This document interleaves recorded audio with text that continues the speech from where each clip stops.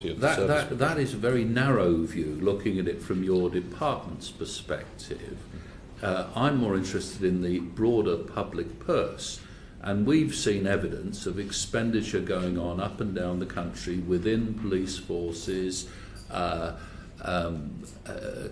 within the forensic service generally, that is just an addition to those closure costs. And yet, as of today, we have not been able to pull together the overall set of figures. And I'm astonished that nobody can produce a joined up set of accounts genuinely showing what this is costing us. And don't you think it's a rather good idea that there should be some joining up across the police forces and across government departments to identify what this is costing the taxpayer? When you say this, what the cost of forensic science is? Yeah.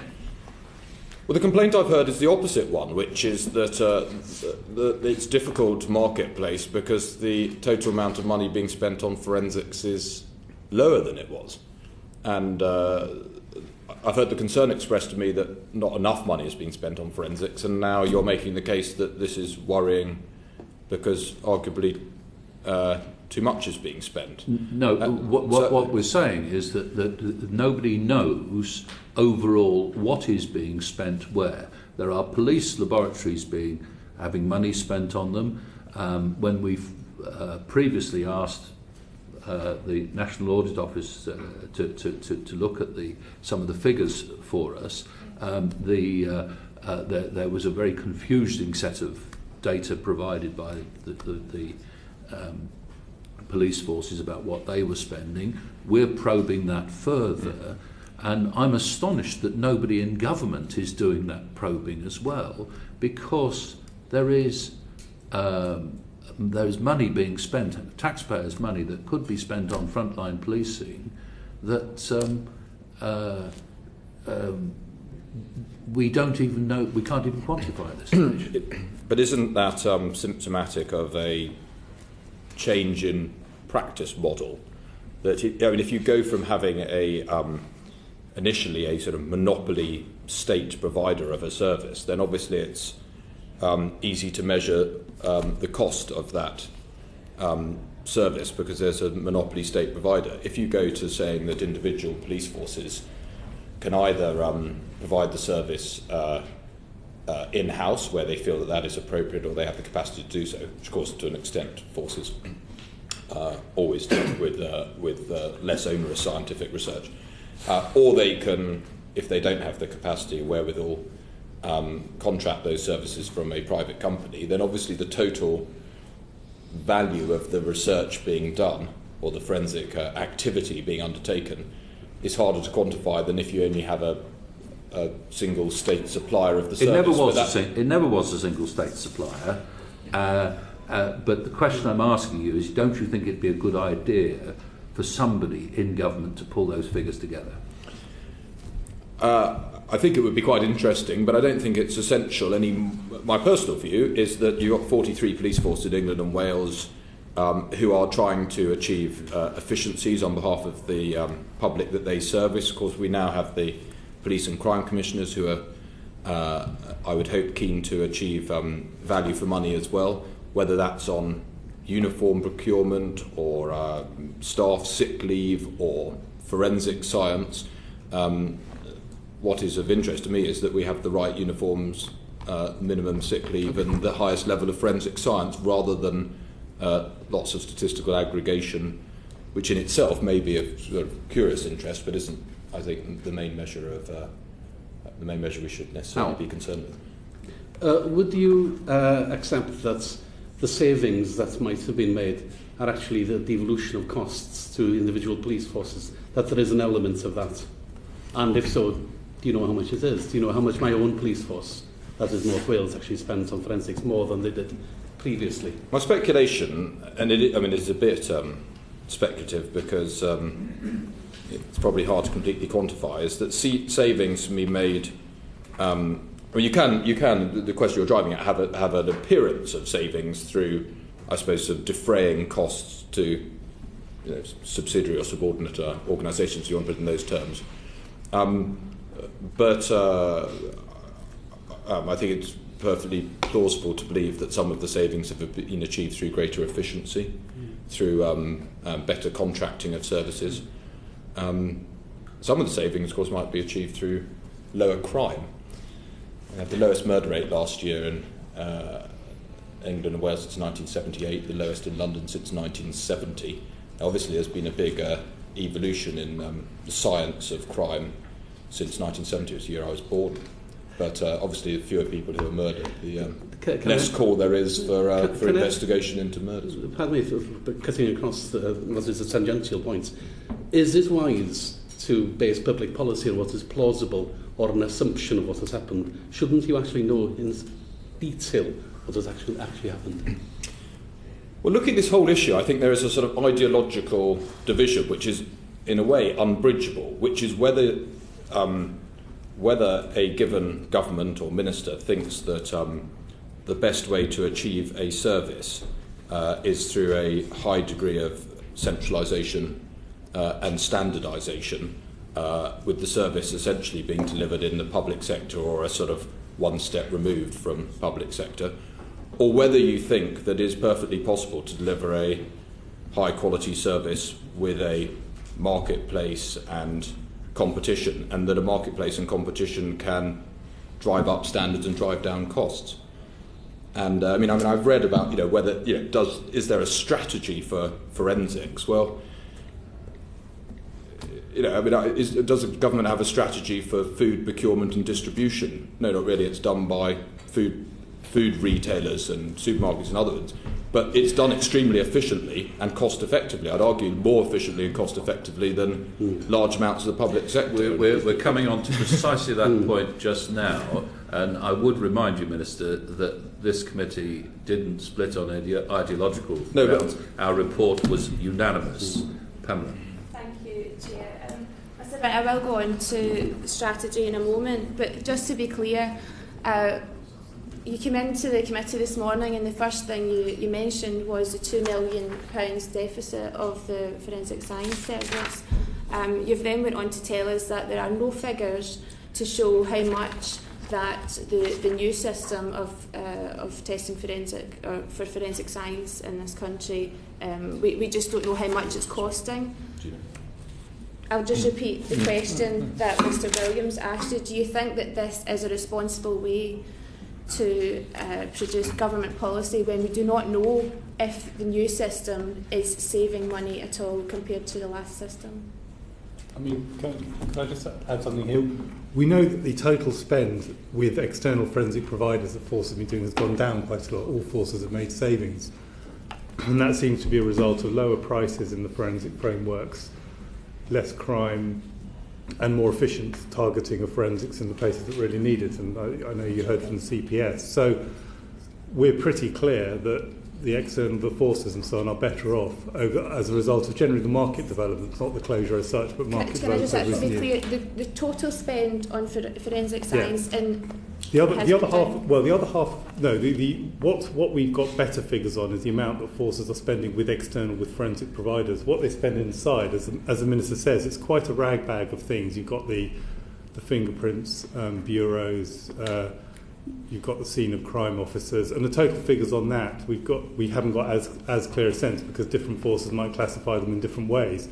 But what absolutely hasn't happened, there hasn't been a cost shunt to forces. We think there's been a relatively limited number of areas where forces have brought work in-house, and they've only done that because they've persuaded their police authorities and now PCCs that there's a business case that it would be cheaper for them to do it in-house than to do it externally. So overall, this has been an area where forces have made substantial savings. Can I a brief point? I mean, what I was saying was that by December 2010, the FSS was losing £2 million a month. Now, obviously, a private provider would you could lose £2 million a month if you're being underwritten by cash injections from the taxpayer.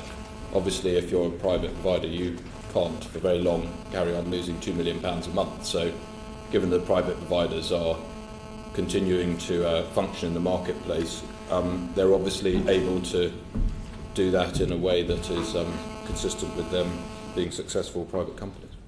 Okay. I would argue that the public want to know that the quality of forensic science is there, and they expect a cost from the government rather than expecting it to be a good business strategy.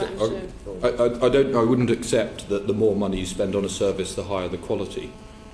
There's good reason to believe that is not the case in large parts of the public sector, and I've seen nothing to suggest that the forensic science quality has diminished, and the fact that the work is being undertaken by an organisation that's losing £2 million a month doesn't mean that that organisation was providing a higher quality than an organisation that wasn't loss-making. Well, not just that fact, but I'm sure we'll explore that later on in the session. I'd like to move on now to government strategy. We've had multiple submissions of evidence from private providers and from the Metropolitan Police to say that they don't think that the government has an effective strategy for forensic science. Could you please outline for the committee what the current strategy is and what forensic science might look like in 5 years' time? Well, this is what I was driving at. The difficulty is that it depends what you mean by strategy. I mean, I think it's perfectly reasonable to have police forces using high-quality forensic science in order to solve crimes, and for that high-quality forensic science to be provided in-house by them where they feel that is effective, both in terms of the quality of work and cost-effective, or if they don't feel they have that capacity, maybe particularly some of the smaller police forces, for them to buy those services from expert providers who can undertake that work for them, again to a high standard and one would hope cost effectively as well.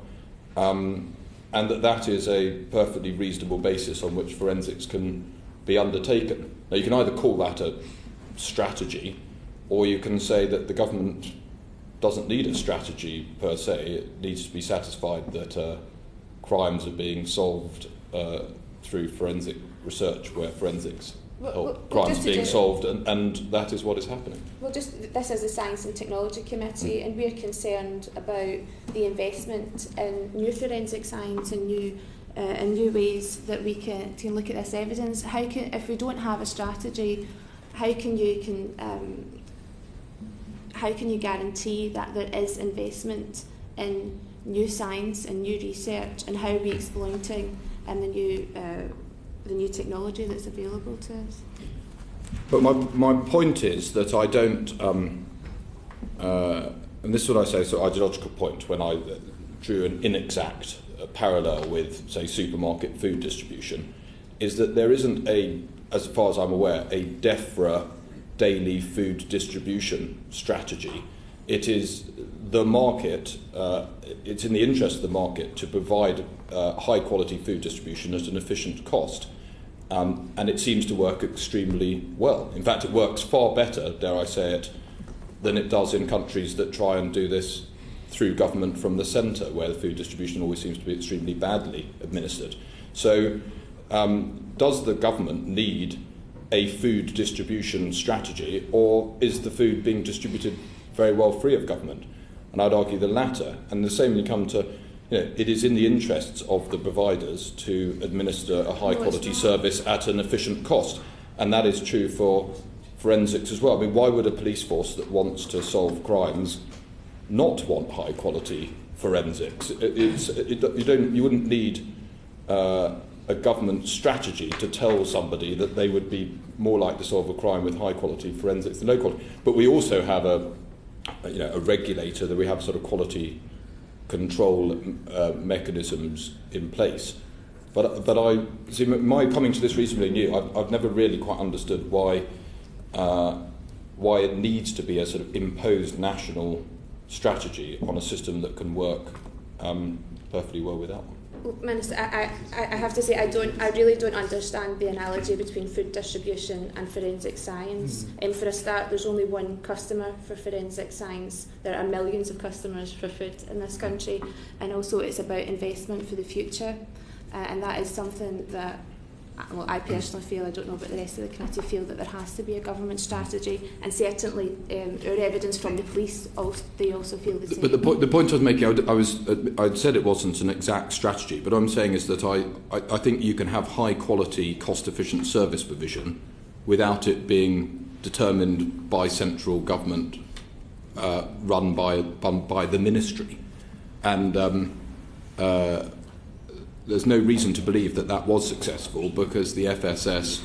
The reason. I go back. Risk of sounding a bit party political. This was under a Labour government that we had statements by endless successions of ministers on that it was going to go to GovCo, and there was no presumption of this, and there was no presumption of that, and there was a business plan 2 and a refresh business plan 2 and a business plan 3. The idea that if only we could have it run through the FSS, this would make it a brilliantly streamlined, efficient, effective business. Seems to have been tested to destruction and found. We are not trying to rewrite history. What we're trying to look at is now, and the questions are about now. Is there a strategy now?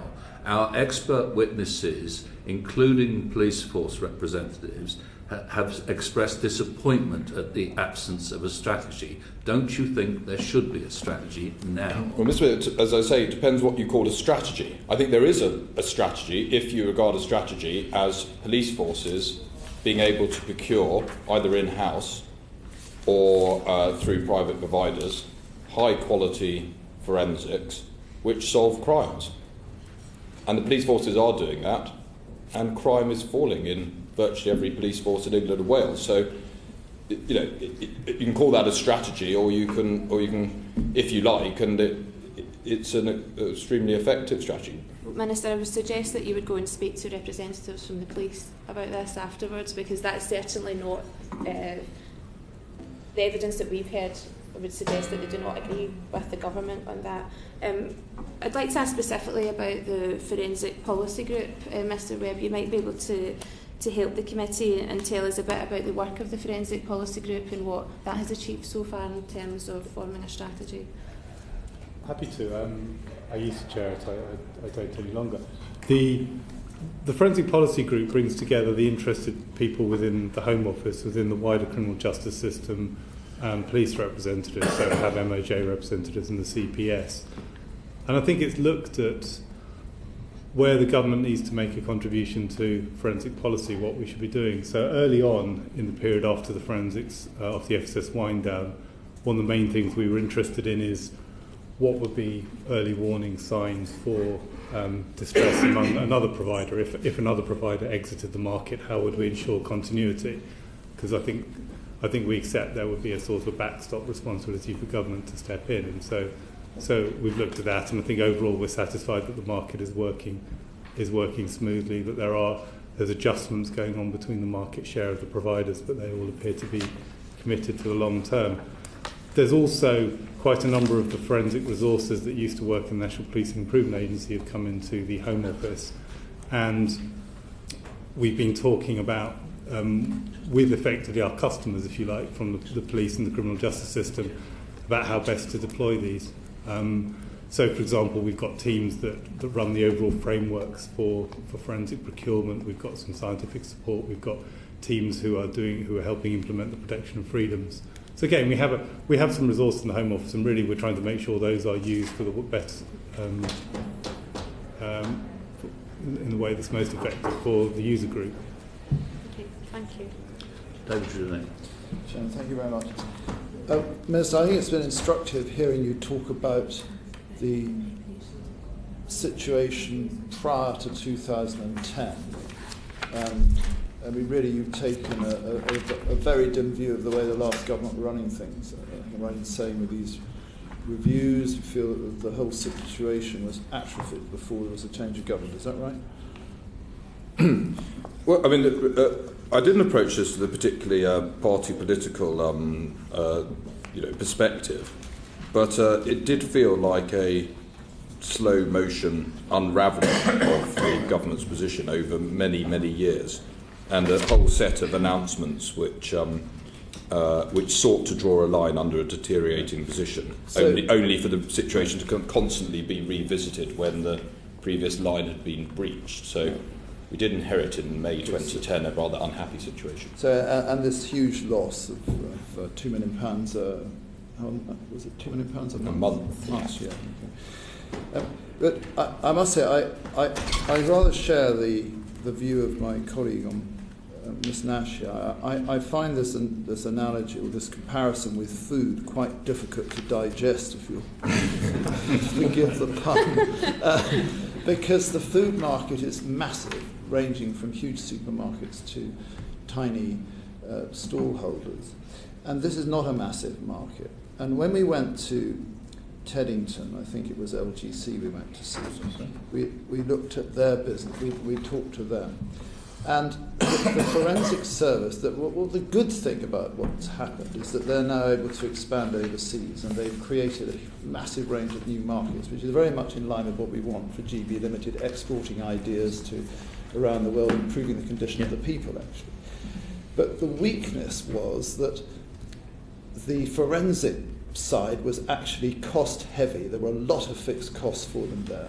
I mean, I got the impression that it was a business that could be at risk potentially in the future, because it might not be might not be their main profit centre. So I think there are dangers with this fragmentation, and that you could lose providers, and that really brings me on to the question, the first main question I want to ask, and that is that is there capacity in the market to cope with a future rise in crime?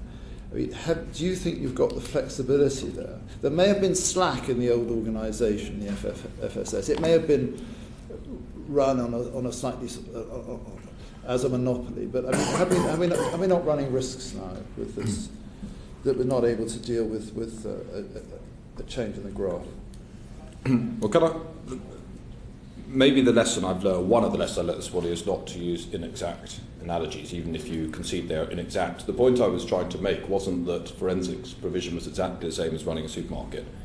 All I was saying is it was possible to have scientific innovation and lower cost and an efficient supply structure without it being directed by central government. And I was using that as a very good example of that.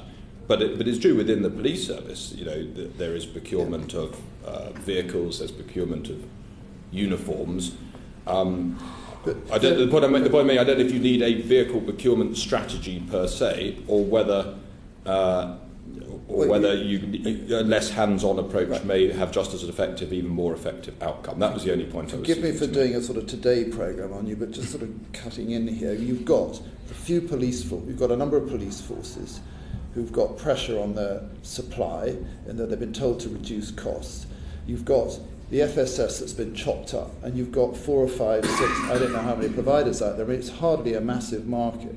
And I don't think it has anything like the flexibility that you're suggesting in your food analogy. And I would put it to you that the forensic market is fundamentally unstable and destabilising now for forensic science providers. I think there's a lot of guessing and going on out there, and there's quite a lot of unhappiness with the redistribution of employees from FSS. Many have left. We've got a shortage of, only 2 transferred to the Home Office, I think, from FSS, from memory, when we went to Lambeth to talk to them. So I don't see anything like the stable market that you're painting with this sort of Tesco's, Waitrose, budgeting scenario. I can't see that. Sorry to do a Today programme back to Mr. Dreddy. I just made precisely that point, which was that I won't use inexact analogies because people latch onto the inexact bits rather than the analogous bits. But the point I was making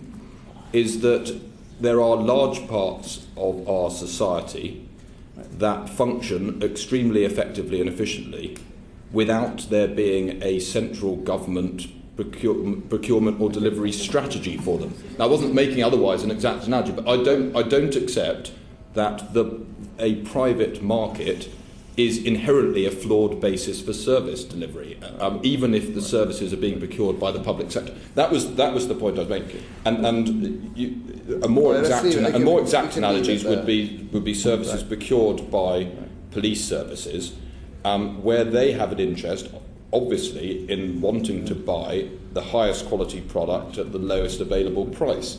And I wouldn't see why they wouldn't wish to do that with forensics. Or if they feel they can provide the high quality product in-house at a lower price, then they wouldn't need to go to the market to supply the service.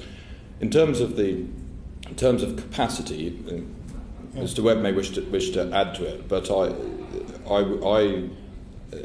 I suppose if there was a huge surge in capacity in quite a limited market, in demand rather than quite a limited market, that would potentially cause problems. But in terms of can it sort of flex, I don't see any reason why it shouldn't.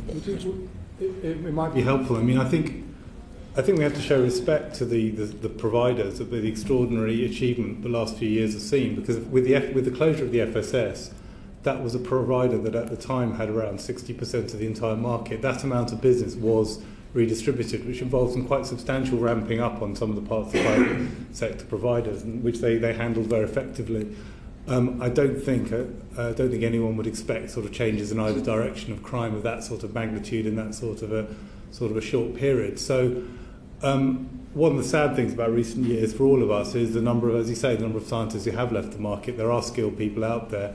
Obviously, the longer time goes by, the more training would be needed to get them up to speed. But I think the providers have demonstrated that they can, if necessary, build capacity quite quickly. And there are people out there who are trained to do it. But there is a risk of one, at least, provider folding. There's been another set of contracts awarded by the police, and there's been a further redistribution of the market. I think in the long run, clearly an organisation, I don't want to get into commercial details, but organisations will have a balance between more risky private sector business and public sector business that should be relatively stable and predictable margins, and it is an attractive business. There's no doubt it's been through real turmoil, and the reduction of the size of the market has been significant. Our impression is it's beginning to stabilise. Yes. All right. I have one further question. Since our last report, committee's last report, how much police insourcing has there been of forensic services that are available from private providers? And a second question to that is, do you not think that with this current breakup of the FSS and the cost pressures on the police forces generally, that there ought to be some rationalisation of forensic services, perhaps grouping, so that we have 3, 4, 5 police forces providing a joint forensic service, and that this is something that's not been addressed and should be? Well, do you want to do the first one or do the yes. latter? On the first bit about actual insourcing there's been since your last report, I mean, there's a lot of talk about it. Our impression that relatively little has actually crossed the frontier, if you like, from work that used to be done externally to work that's been brought into forces, because bearing in mind forces always did quite a lot of stuff themselves.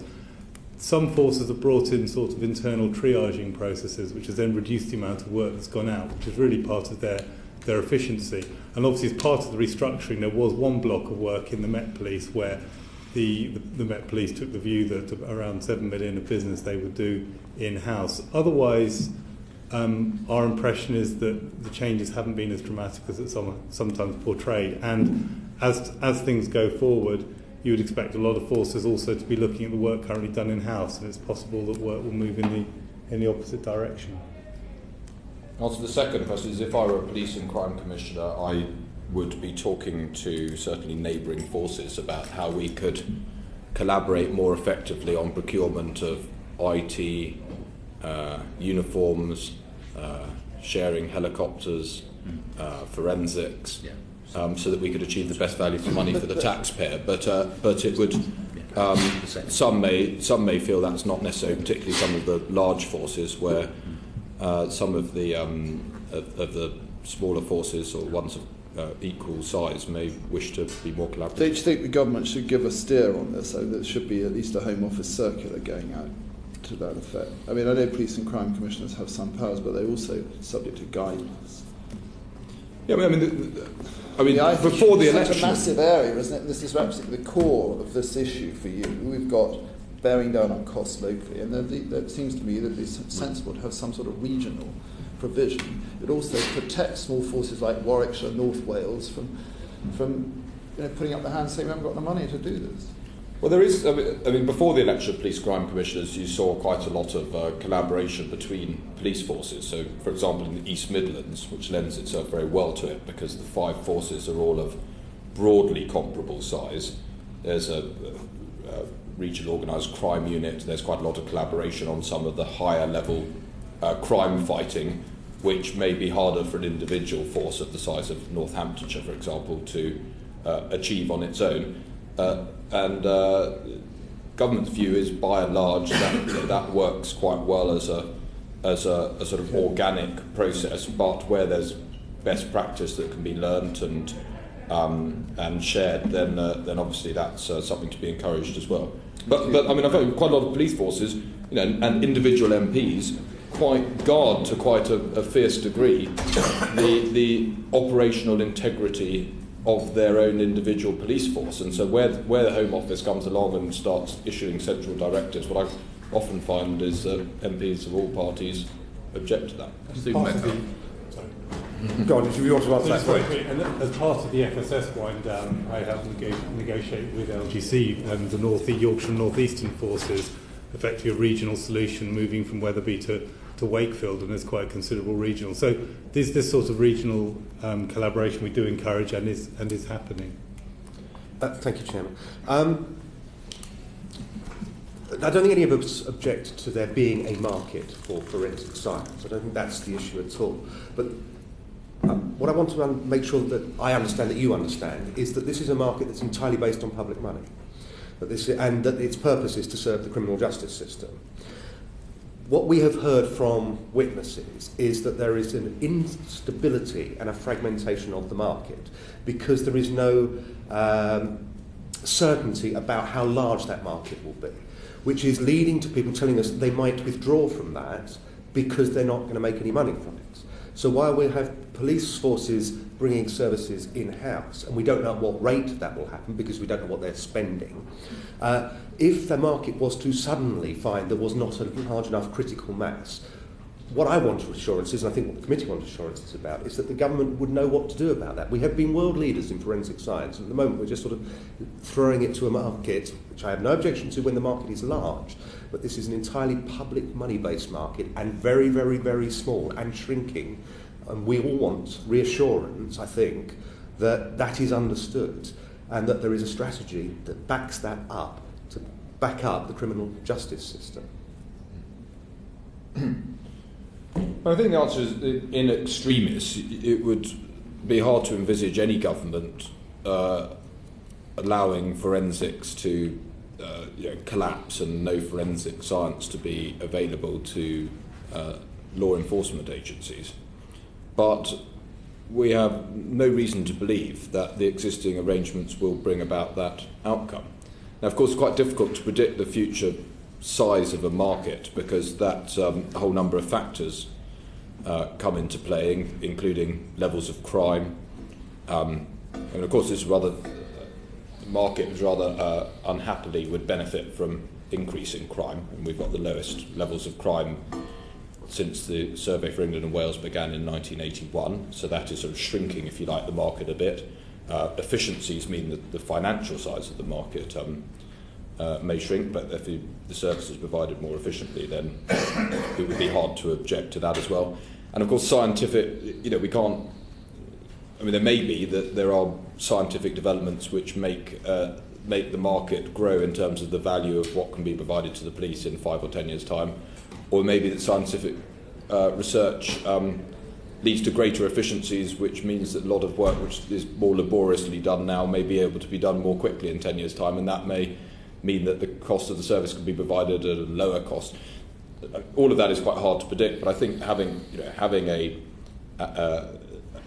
forces in some cases with a sort of in-house provision, depends on what level of sophistication, plus 2 substantial players, plus some smaller players that people seem to think may, in some cases, grow in terms of market share, feels to me like a reasonably robust market, but no market, I suppose, can be absolutely certain that it will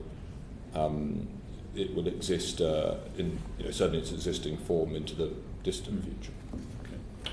Thank you. Thank you, Chair. Morning, Minister. This is quite a simple question. What influence do you have over the police procurement of forensic services? Well, I haven't. I'll answer a simple question in a simple way, which is in my 6 months as Minister, I haven't sought to exercise any influence over it. I don't know whether I have a theoretical influence, which I've neglected to exercise. I'm not the police minister, who I assume would be more relevant in terms of talking to police services in that way. But I suppose the fact that that is the answer suggests that that in practical terms, the police services are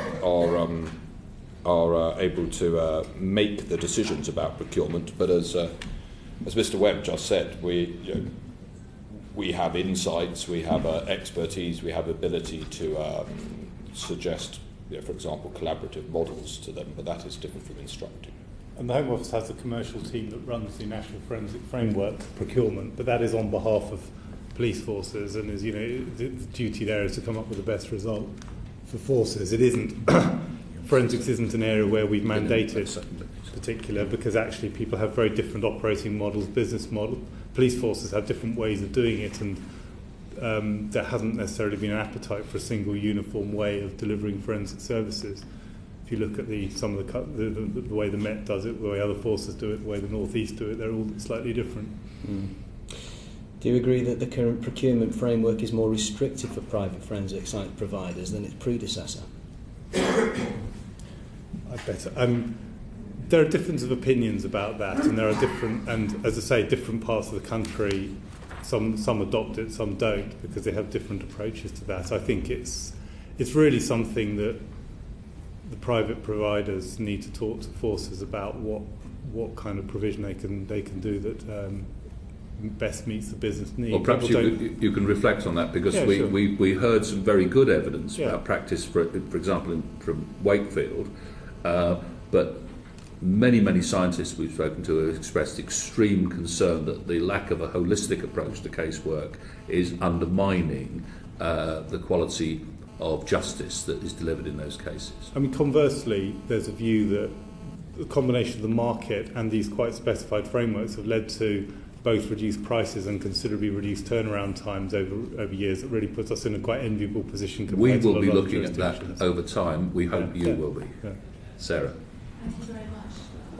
We want to carry on with the in-sourcing, so what the police are doing themselves. A lot of the evidence that we've taken has shown there really isn't an equal playing field in this market, accepting all the points my colleague said about the nature of this market. And we've heard this particularly from the private providers, and let me just give you one quote, although they all said similar things. This was Man Love Forensics. They were talking about the impact of the insourcing, and it's seen as a threat to impartiality and to a stable forensic market. It can also contradict best practice, increase lost opportunities, and potentially could lead to miscarriages of justice. So real concerns from the private providers, because there are real question marks about the quality of some of the things that the police forensic work that they're doing internally. Quite a few of them are still unaccredited. So, what is your view on that? Is it acceptable to you that we've got internal police force forensic work being undertaken which is unaccredited? Let me answer the question in two ways, both of which I hope will be helpful. I mean, the first is that I think the point about the uneven playing field between the accreditation required in the private sector and the lack of accreditation required in police forces is a reasonable point for the private companies to make, because they are incurring costs in order to reach the level of accreditation, which in a competitive market their rivals, for want of a better term, are not incurring. And that seems to me an entirely reasonable complaint, which is why accreditation will be required by November of this year for in-house as well as outsourced, if you like, forensic work. And the playing field will be levelled, and those who are not able to have that level of accreditation will not be able to compete at in a way that is disadvantageous to the private sector competitors. So but I hope that as this sort of market settles, if you like, I think it is reasonable that all the players are competing to the same standard, whether the competition is in-house and outsourced, if you like. But my second answer is that I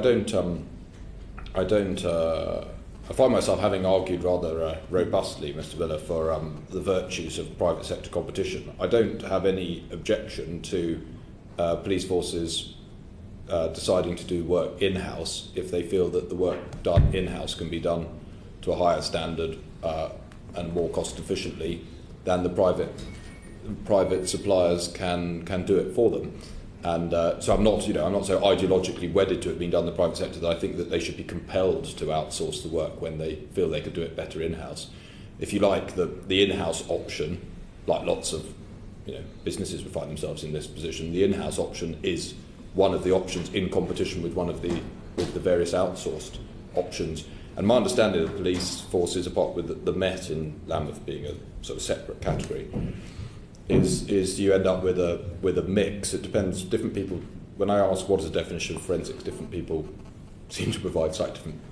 But if it's the sort of science of crime fighting, then of course the police forces, up to a point, do some of that in-house anyway, and always have done. And it seemed to me quite likely that quite a lot of police forces would wish to do some of the work which they found easier, for want of a better word, to achieve in-house, and outsource some of the work which they feel could be better done by private companies. But your point about having everybody playing to the same rules strikes me as an entirely reasonable point, which is what the situation will be by the end of this year. And that will actually lead to a limited amount of additional work, because those forces that haven't accredited by November will be outsourcing to external providers. This is an area I'd like to pick up on. This accreditation to ISO 17025 is just for the lab work. And we have heard evidence that there's a real risk that a number of forces won't be able to have their labs compliant in time. And we really want to know what are the consequences going to be come November. I mean, we've known since 2009 that this has got to be done. So what's going to happen in November to these police forces that are not going to be able to accredit their labs? But they'll be required to outsource their work to a commercial forensic service provider, which may reassure. I think it was Mr. Trudeni who was concerned that the marketplace may suffer from lack of business. I mean, in that way, the private providers will see a sort of pick-up in business from the levelling of the playing field at the end of November. Yeah, but that seems like it's a very simple thing, but you can't, to carry on with your analogy with the supermarkets, you can't just pitch up in the supermarket and say, we'll have, X, Y, and Z. I mean, you'd be talking about a whole contractual process. You'd have to go through a competitive tendering process. The organisations would have to then, if that were the case, recruit people. I mean, this is a timely process. So November is only a few months away. How many police forces are you working with right now who are at risk, and what contingency plans have you got in place should they not be? And are you discussing already with private providers that they would be able to pick up the slack if it was necessary? I mean, it's a force to do so. We understand there's around a dozen are currently estimated not to. But as you talk, this has been around for a long time. They've had a long time to prepare and plan for justice, and ACPO assure us that these things are in hand. It says ultimately a commercial decision for the forces and their PCCs to put the measures in place, but they've had plenty of warning. I don't see why private providers couldn't have a degree of flexibility and the ability to take on new business within their model. And the concern expressed earlier in the session was about diminishing business. I'd have thought most private companies, sensing an opportunity to take on new business, would be excited at that opportunity. And obviously, if there was a massive surge in business, it might overwhelm companies, but I don't think we're thinking of anything of that scale. I mean, so December 2010, so we're only talking just over 2 years ago, the FSS was 60% of this total marketplace, for want of a better word, and the private providers were 40%. So in just over 2 years, they've gone from 40% to 100%, which is quite a big expansion in capacity in just over 2 years. We're talking nothing like that level of expansion. But if there is, there is going to be a little bit of expansion in terms of the work that they can undertake, which I'd have thought they would be preparing for and welcoming the opportunity. I'm really surprised by this very cavalier attitude, as I see it, as come November, well, if they haven't complied, that's it, other people are going to have to make these decisions, when we're absolutely talking about our criminal justice system here. I mean, are you really saying that, by November the 31st, that's it, down come the shutters, the police service can't any longer provide these services, and maybe or maybe not, there'll be private sector solution, organisations will commission, when you've got live cases which the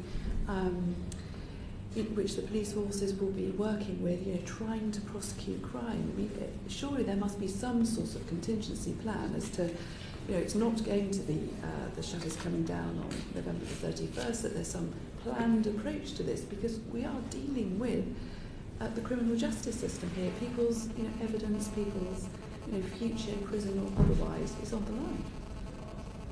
Maybe I'm the only person in the room who believes that free markets have the ability to be flexible depending on levels of demand, and I don't see it as cavalier. I mean, if you, Mr. Newton, were a provider of a forensic service,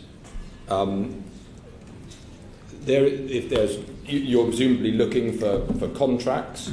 You're looking to put in a superior bid to the rival companies, higher quality service, lower price. That would be seductive combination for police force.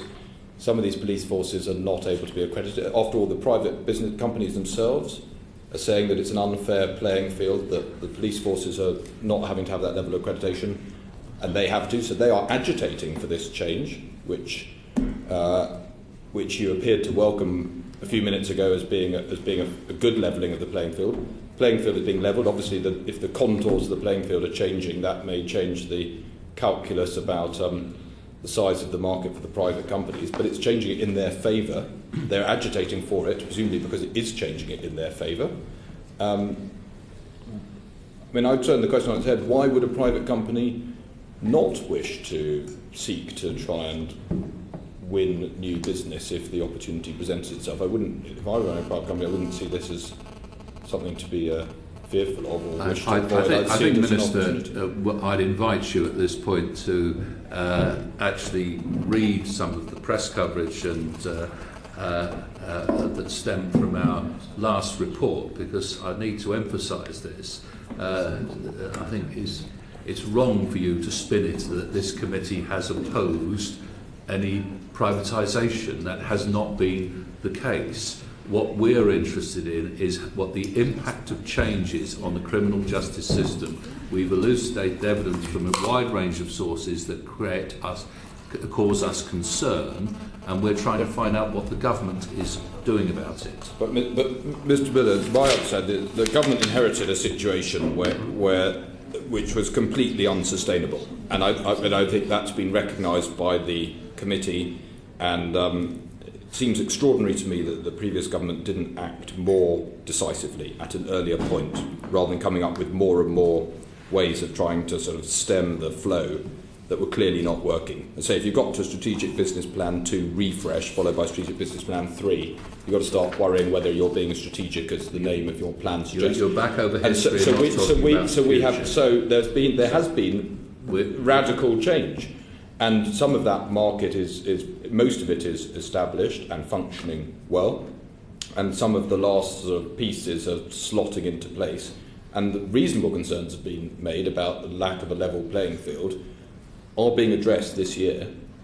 But obviously, if you address concerns about lack of level playing field, that creates a slight instability in the market compared to not changing an unlevel playing field. But the concerns are being addressed, as I understand it, the committee would like them to be, in a way that is advantageous to the private companies, who others have expressed concern that they are in a disadvantageous position. So the pieces are falling into place. But given the situation just over 2 years ago, appeared to be completely unsustainable in every single way, and we're now putting the last details in place of what strikes me as an entirely sustainable service, I think a lot of progress has been made. David Trudeau. Thank you, Chair. I want to ask you about the regulator, Andrew Renison, who, as you know, was the first forensic science regulator was appointed in 2008. He's due to retire next year, and he has said to the committee that we may get to a stage where we need some statutory underpinning of his office, particularly in times of austerity. Is this something that you're considering? I mean, will the forensic science regulator in the future be given statutory powers? It's a reasonable point to make. I mean, I don't think we feel the regulator at the moment is failing to discharge his duties in the absence of those powers, but it is something that we have that we're entirely open to and consulting on, because if there are advantages to that approach, then we would wish to have those advantages. Well, if you did expand the scope of regulation, what would you be thinking about including, please? Well, I think the point is, the status and the statutory powers of the regulators and the scope of his role is precisely what we've agreed to consult on. Now that this marketplace, for want of a better word, this delivery platform for forensic services to the police forces has been essentially established. So we are open to suggestions through that consultation process. I don't think we start with a fixed view. I mean, obviously, people want to be satisfied that within a competitive marketplace where people are trying to achieve value for money and drive up standards, that is being done with consistency of service provision or at least not a sort of with minimum standards of service provision. Okay, and that is what obviously the regulator is there to do. Thank you. Last question from me. Would you accept that the defence scientists are in a different situation, that there really is a strong case for the regulation of their standards to be mandatory? It's not an area that I have considered. I don't know if there's I mean, really probably it's about rules of court, and it's really probably something to take up with Ministry of Justice colleagues. It's to do with expert witnesses and court evidence. We have these representatives together in the Forensic Policy Group, but that was very much something where we would expect Ministry of Justice and CPS colleagues to lead on. That leads us neatly to Stephen Buster. Yes, when it comes to the Ministry of Justice, have you actually had any discussions with them over forensic science?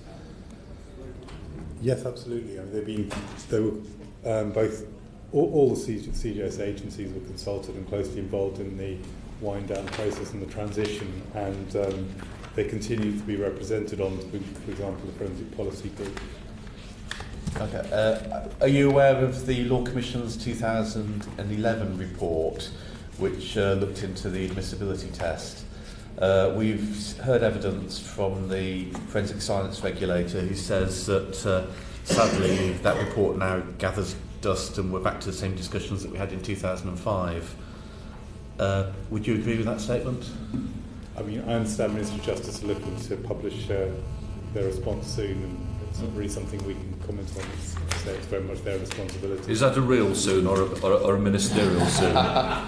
In the fullness of I'm time. I'm advised it's soon. I couldn't comment on that either. Those negotiations, have they been done on the civil service side, or have they been done at a ministerial level? I mean, to be honest, I don't know. They lead on the policy, and I'm not actually familiar with that myself. Well, not by me personally, Yeah. as a vouch for myself, but within the MHA, I don't know. Our responsibility has very much been about service provision and so on, and this is very much about the procedures of the courts, and it just isn't something I or the Minister have been responsible Probably worth moving on. Graham. Have you read the sort of oral evidence this committee has taken on forensic science? I've prepared for the committee, but I haven't read every session that you've... Right. If you had read the evidence, it's a bit disappointing, that answer. You would have seen that Dr. Tully, one of the most senior forensic scientists in this country, believes that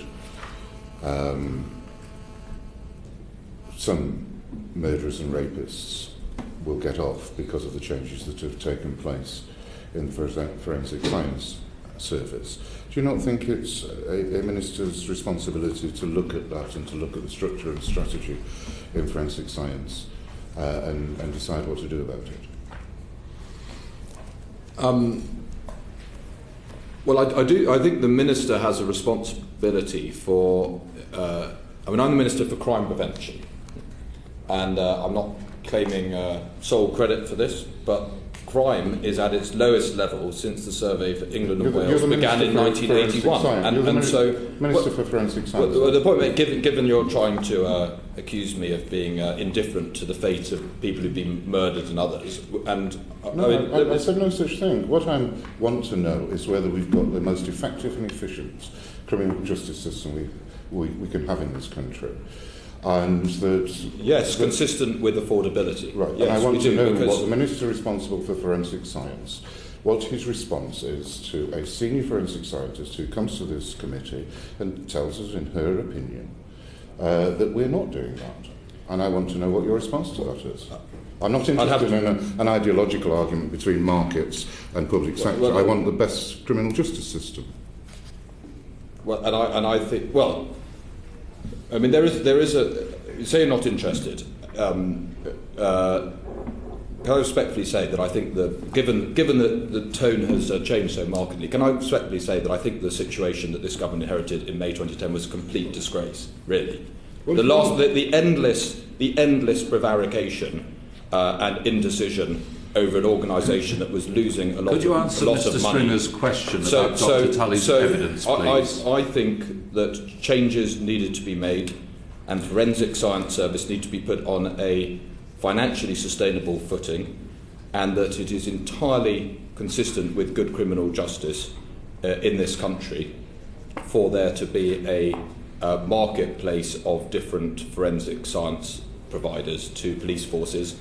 And obviously it's not for me to comment on each individual murder or other very serious crime that you have made allegations about, but the overall rates of crime, including the most serious and heinous crimes in this country, have fallen over the last 2.5 years, and I hope they continue to fall, and I hope that forensics continues to play a major part in them falling.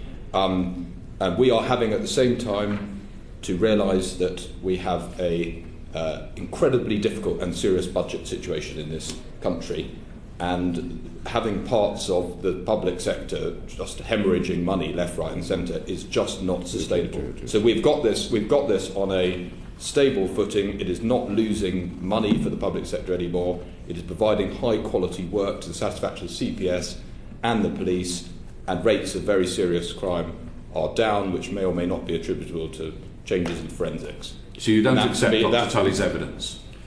Well, I don't know in individual cases, but I don't accept. You've not read their evidence. I don't accept a central premise, which is that a loss-making FSS is incapable of being improved upon as a model. And I think it is perfectly possible. It is perfectly possible to deliver the highest standards possible of forensic science and research and crime fighting with a market-based model rather than with a state supplier of forensic sciences. Anything is possible. It's rather disappointing that you've not looked at the evidence and you're not answering questions. Can you tell us whether you think we should have a central archive for forensic? Well, there is an historical archive, as I'm saying, funded by the Home Office. But at the moment, the trend is to individual police forces keeping their own archives. Do you think there should be a central archive where all historical material is kept? I'm open to the suggestion, but my interest is in crime fighting and prevention. If I was persuaded that would be more likely to lead to that outcome, then I have no principled objection to how work is archived and where it's held. Well, in terms of getting the best forensic evidence available and dealing with cold cases, in your opinion, as the Minister responsible, is it better to have a central archive or the archives in individual police forces? I don't have an opinion. I mean, I'm open.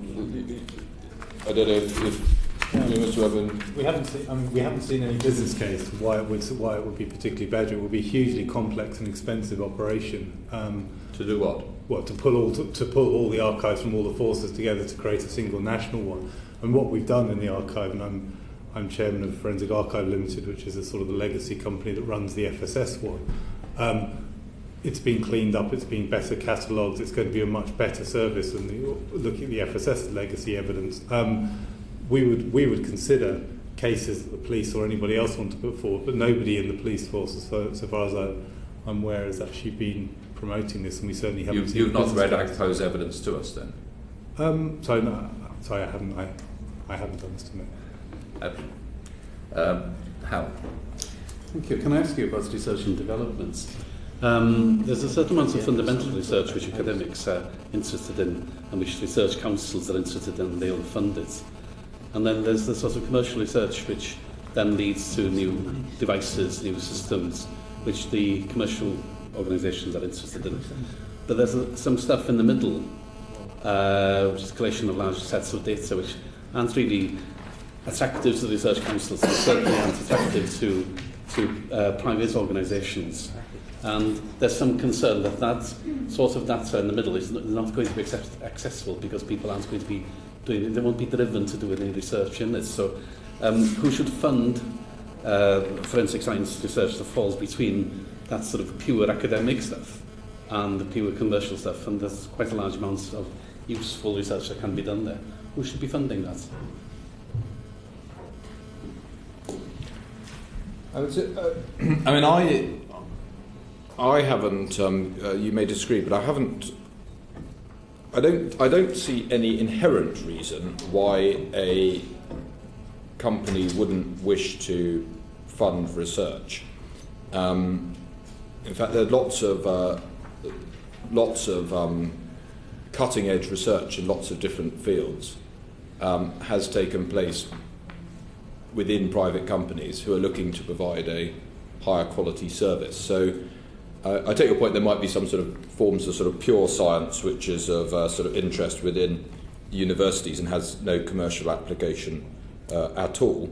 But I wouldn't have thought, I won't use another analogy because I will, it will be picked up on in ways that I would wish, but there's lots of competitive areas where huge changes have taken place due to scientific innovation that have been driven by private suppliers.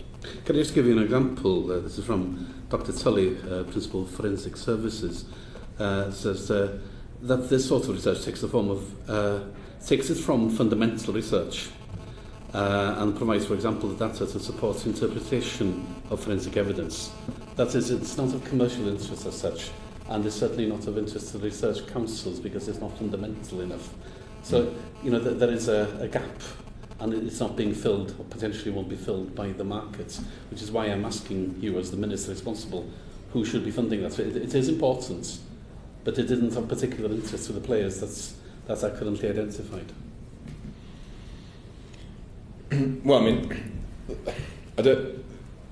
I'm struggling a little bit to find the area of research that is not interesting in terms of its academic merit or nor commercially. The state, administered through the business department, spends a very large amount. In fact, one of the ring-fenced budgets where amount of money is not being reduced on scientific research through the research councils. Is that a budget leak? Precisely. No, that has been the case hitherto.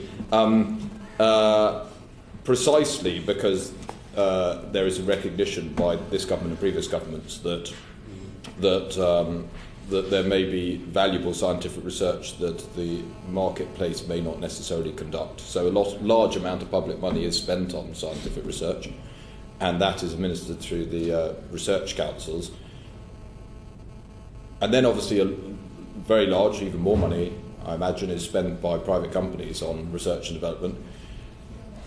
I'm struggling slightly to find the place which is beyond what the government recognises as being necessary to fund and beyond what the private sector recognises as fund. As I said, Dr. Tully quotes here the well, I shan't go back to its data to support its interpretation of forensic science. I mean, it is identified. I'm not a forensic scientist, but here is one who is identifying a bit that is not supported, and I'm just asking, and I don't seem to be getting an answer. Can I ask you something else? Before I was elected, I was a private sector academic, and in a very, very small way, I should say. And one of the difficulties I always faced was trying to plan my business for the future because of the instability of the markets.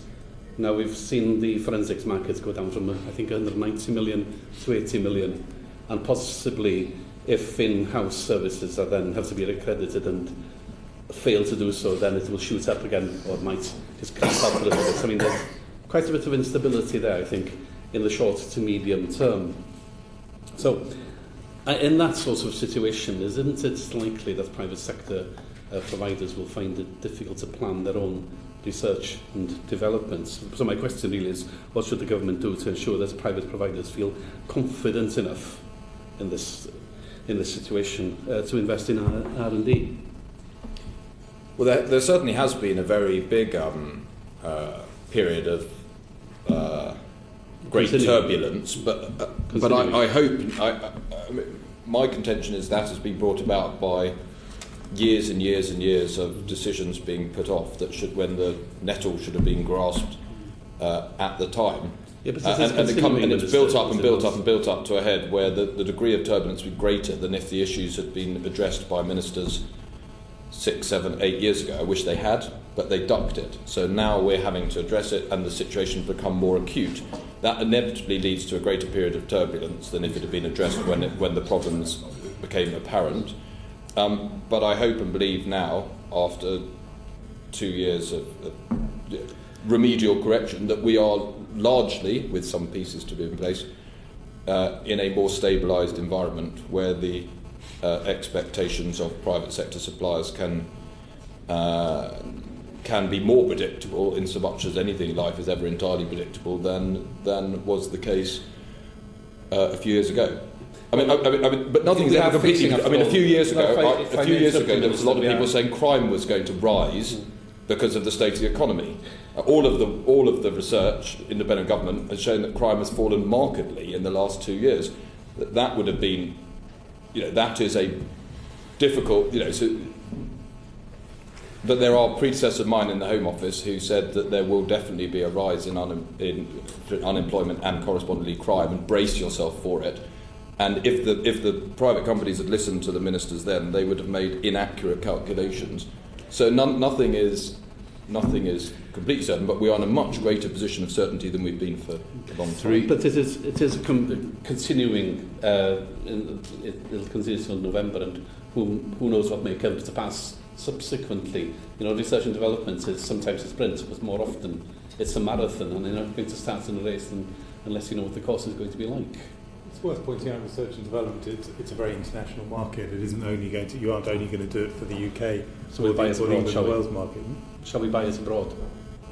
Yeah, you are. You'll have seen LGC. They have a lot of international business. Mr. Williams, I mean, possibly.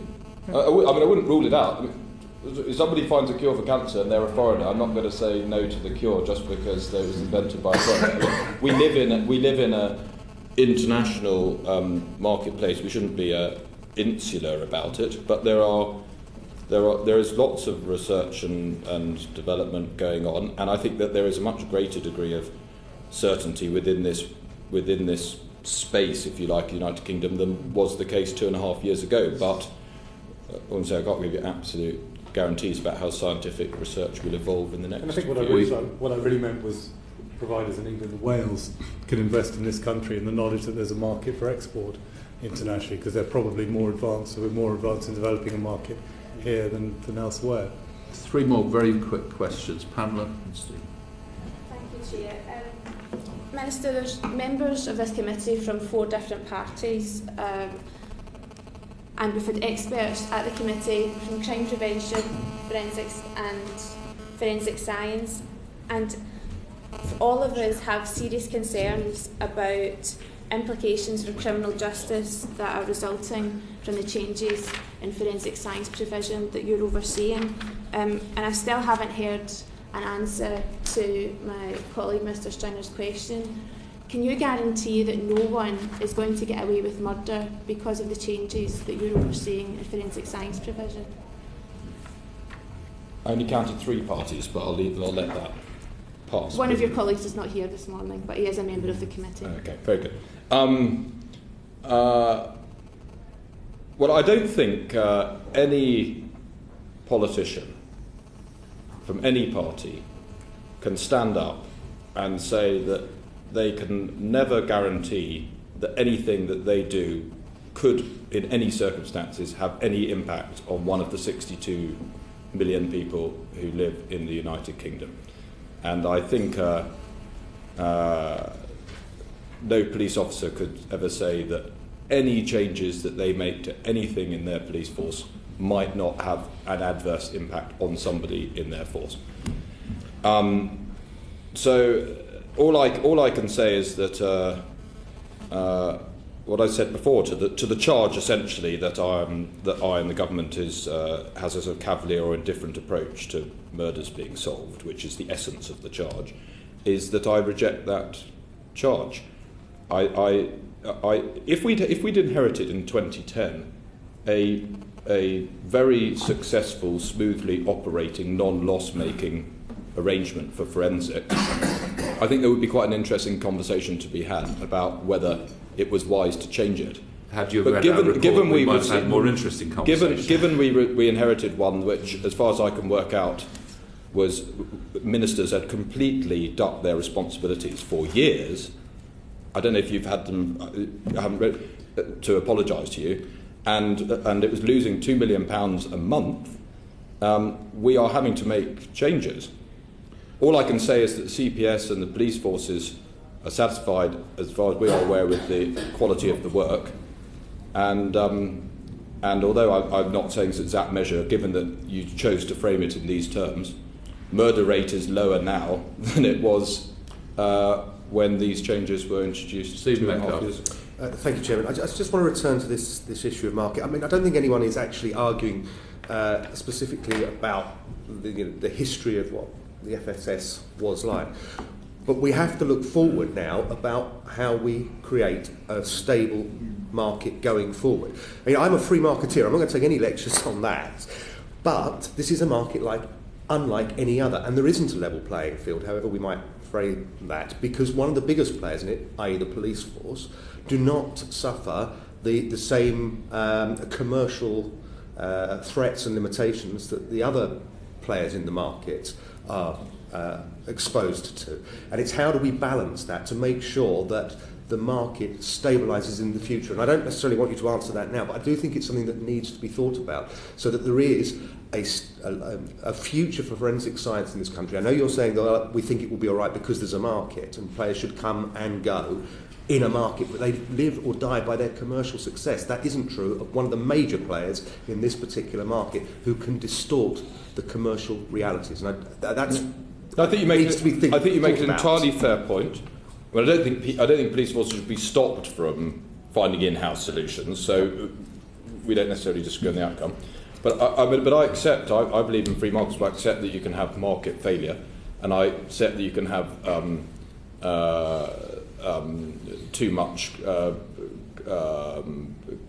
concentration of provision in a single company as well. But we have sought to create, we are creating, as I say, the so-called level playing field later this year. I mean, the current marketplace actually feels to me like it's sort of very quickly feels like it's settling into what a lot of marketplaces look like, including, it was made pretty much the political marketplace in England, certainly, which is that you have two large players, and then you have maybe one smaller but still significant third player that is. Most markets, most stable markets don't have, 10 companies each with 10% of the market share. They typically have two big players and one or two significant but smaller players. And so it feels to me like that marketplace is reaching a reasonable state of maturity. But I think we've always been a little sceptical about how much really direct competition there is between the police in-house and the external. I mean, you have a large block of money that's spent on, but it's often for things that have always been discrete and always been different. As I say, scene of crime and fingerprints are by far the biggest buckets, if you like, and they're not competing with the external forensic providers on that. It is something we look at. I think the accreditation has made a big strides towards evening things out, and it is something we look at. I think the fiscal pressures on forces will make them look very, very closely at the value for money, and I think there is an opportunity for the providers to make a case to forces about bringing stuff the other way, and I think the market is finding its level, but it's legitimate. Stephen But, Lawson. police force can't go bust. I'd like to preface my question by saying that I agree entirely with the historical analysis that you've given, although some of my colleagues might not. I entirely agree with the way it's going forwards. I think the way it's going forwards has the opportunity to improve efficiency, improve effectiveness, and also to encourage innovation. But I have been concerned from today's session that I want the guy in charge at the top, the minister, to have an in-depth knowledge of the marketplace, of forensics, and to be aware of some of the issues that are cropping up and be able to give us a detailed response to that. We are the Science and Technology Select Committee. We are interested in evidence-based reasoning and solutions. And I haven't had the feeling from this meeting that you as a minister have been able to give us those answers. Could I ask you one last time to try and change my mind and give me confidence that you have got that in-depth knowledge of the forensics marketplace? Wow, that's a bit like what. Why should we give you the job? I mean, my hope and Yes. belief, my hope and belief is that. Well, let me answer. I mean, I will be slightly political. Compared to my predecessors, when I was reading up for this committee, I became more and more amazed at how any ministers could have presided over the situation in the last Parliament. I just do not know how it happened and how the ministers could possibly, when you're confronted with Strategic Business Plan 3, you slowly start thinking that maybe Strategic Business Plans 1, 2 and 2A don't give you a huge amount of confidence that Strategic Business Plan 3 is going to be the solution. So I reject the inference from some people in the committee that we now have this rather loose, lax arrangement compared to the nostalgic era when it was all held with such a steady hand on the tiller by ministers, because I just don't accept that as the case. Had you read our report, you would know that is not the view of this committee. We now have a situation where I'm much more confident that it is sustainable than I would have been had I been the minister 3 years ago and been sitting in front of this committee. I think most of the pieces in place, but the dust is settling, and we talked a little bit about accreditation as a final piece to put in place. But then it comes down to a slightly philosophical point about, whether the minister, to use the old analogy, should be responsible for every bedpan in the NHS, or whether ministers should be satisfied that the people taking decisions on the procurement and delivery of public services, in this case PCCs in 43 different forces, elected, chief constables, people who work out within police forces the best way to tender for services, to commission services, the private suppliers, are they all doing their job in a reasonable context that a minister could be expected to be satisfied by? And I think the answer to that is yes.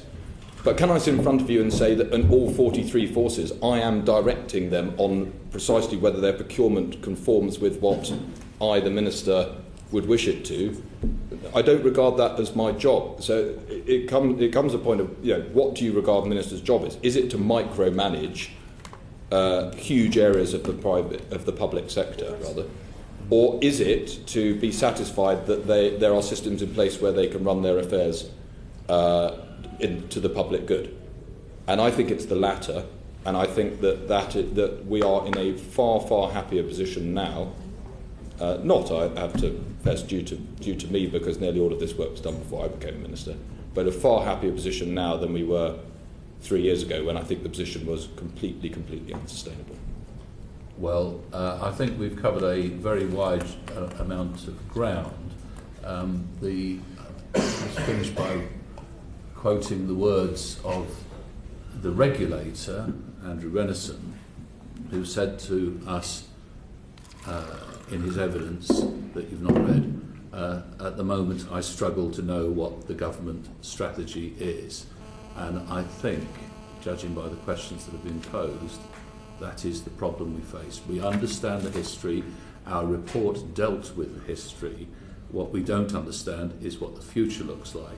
And we're asking you, Minister, to go away and look very carefully at some of the issues we've raised. And when we report, to look at it very carefully, because we are very concerned, not about how the markets develop, because none of us around the table are opposed to the development of markets, but how criminal justice is delivered in this very important field. Can I just final point to that, Mr. I do think there is a wider issue about provision of public services, and I'm not saying just in my department. Yeah, I mean, in my department, with the election of PCCs means that they have strategic direction of their individual police forces. As soon as central government gives other people freedom to set strategic direction, then ministers in central government can't sit in front of a committee and say this is the strategic direction, because people have been liberated to make strategic choices, in this case in Devon and Cornwall, or even in Somerset, or wherever it might be. But it's not just in my department. So if you take, for example, Secretary of State for Education, you say, what is his strategy for free schools? He may say, well, obviously there are core bits of the curriculum. I don't know how to put words in his mouth. But he may say, we don't micromanage each individual head teacher to make wise decisions about their individual school, because that is not what we regard as the role of government. And that's why I say there is a potential ideological division of quite what the responsibilities of ministers are and what constitutes a strategy. Being satisfied that the provision is in place to deliver for the public, I would regard as a strategy, but it's not a strategy, if you like, that is being administered by me. It's being administered by the people to whom responsibility is being devolved, and in that way, it is a different model of government. But I mean, I would argue it's a superior model of government, but it does leave ministers open, I suppose, to the charge that they are not directing every aspect of policy making in the way they would be if it was a far more centralised statist form of government than the one that this government is trying to put into effect. We understand where you're coming from. Thank you very much for your time. We'll go straight on to the second session if we can, colleagues.